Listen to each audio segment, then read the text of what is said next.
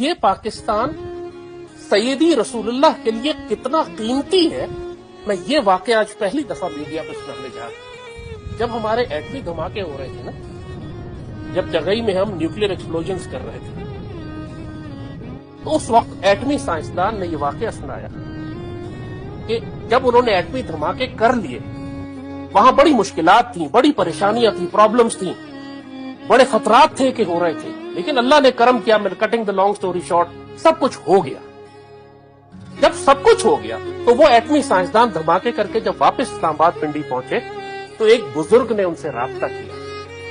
اور ان کو بلایا اور ان سے ملاقات کی اور کہا کہ پوچھا کہ ہو گئے دھماکے خیریت سے، کوئی مشکل پریشانی تو نہیں ہوئی، سارا کام ٹھیک ہو گیا، اور ایسی ایسی سیکرٹ باتیں بتائیں کہ سائنسدان حیران ہو گیا کہ یہ باتیں کہ ہمیں جو ٹیکنیکل پرابلمز آ رہی تھیں، وہ جو ہمیں سگنل نہیں آ رہے تھے ان ٹنلز کے اندر سے، وہ جو ہمیں خطرہ تھا کہ 6 دھماکوں کے بجائے ہم 4 کر سکیں گے کیونکہ 2 ٹنلز ہماری کام نہیں کر رہی تھیں، اس کے باوجود 6 کے 6 دھماکے ہو گئے۔ جب یہ ساری باتیں اس بابے نے بتانی شروع کی سائنسدان کو تو وہ حیران ہوا، کہتے ہیں آپ کو یہ کیسے بات؟ بابا کہتا ہے کہ جس دن تمہارے ایٹمی دھماکے ہوں، جس دن یہ ایٹمی دھماکے ہونے تھے پاکستان کے، سیدی رسول اللہ نے بہت بڑی روحانی محفل ایک لگائی گئی۔ بابے نے دیکھا کہ سیدی رسول اللہ ایک بہت بڑی روحانی محفل میں بیٹھے ہوئے ہیں اور اس محفل میں ڈیوٹیاں لگائی جا رہی ہیں لوگوں کی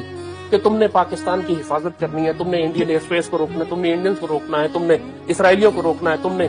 تو بابا کہتا ہے میری ڈیوٹی چڑھائی پہ لگائی گئی تھی کہ ایٹمی دھماکوں کے اندر کوئی مسئلہ نہ ہو۔ اور پھر اصل بابے نے جو بات بتائی کہ سعودی رسول اللہ اتنے خوش اور ایکسائٹڈ تھے کہ آپ نے فرمایا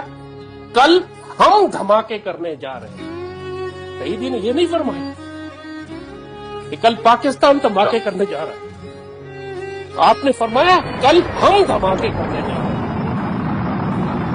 سعودی نے اون کیا پاکستان کے ایٹمی دھماکوں کو، کل ہم دھماکے کرنے جا رہے ہیں۔